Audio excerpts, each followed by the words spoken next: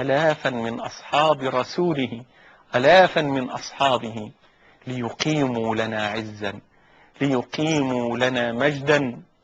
ويبدأ كما قلت زمان عزة أبي بكر، يبدأ زمان عزة الصديق، يبدأ زمان عزة اثنين ثاني اثنين إذ هما في الغار، يبدأ زمان عزة أمن الناس على رسول الله صحبة، يبدأ زمان عزة خير أمة محمد بعد رسول الله صلى الله عليه وسلم.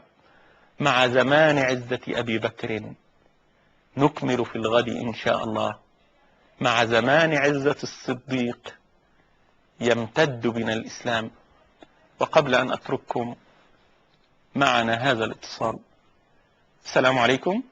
السلام عليكم ورحمة الله وبركاته. عليكم السلام ورحمة الله وبركاته. والله يا دكتور أنا مش من كثير الاتصال، إنما الحلقة الحقيقة شدتني جدا، وأنا من موقع مسؤولية يعني شعرت بمدى تأثرك، جزاك الله خيرا، وتأثري أنا كمان.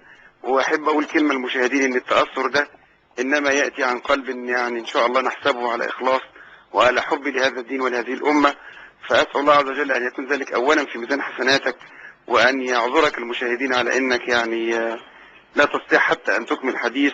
ونتمنى إن شاء الله أن نتواصل معك في زمان العزة، زمان هذه الأبطال، هؤلاء الأبطال الأفزاز الذين تربوا على يد الرسول صلى الله عليه وسلم. بشكر حضرتك جدا، وبسأل الله عز وجل أن يديم عليك يعني الإخلاص، وأن يجعلك هذا الكلام في ميزان حسناتك يوم القيامة.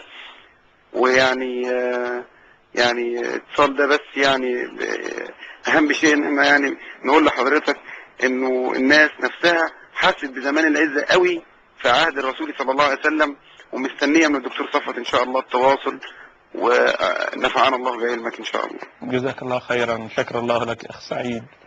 نسأل الله عز وجل أن نكون عند حسن ظنكم جميعا. آمين. وأعتذر للإخوة جميعا فعلا عن عدم استطاعتي للإكمال، وعن عدم استطاعتي للسرد التاريخي لهذا الموقف. فما كنت لأتحمل أن أتحدث عن موت رسول الله صلى الله عليه وسلم الذي مات بجسده من بيننا، ولكنه حي في قلوبنا، حي في أجسادنا، حي في كياننا، حي في كل ذرة، وفي كل هنة، وفي كل نظرة من أعيننا، حتى نلتقي في الغد. أترككم في رعاية الله وأمنه. السلام عليكم ورحمة الله وبركاته. وحي ونبي وكتاب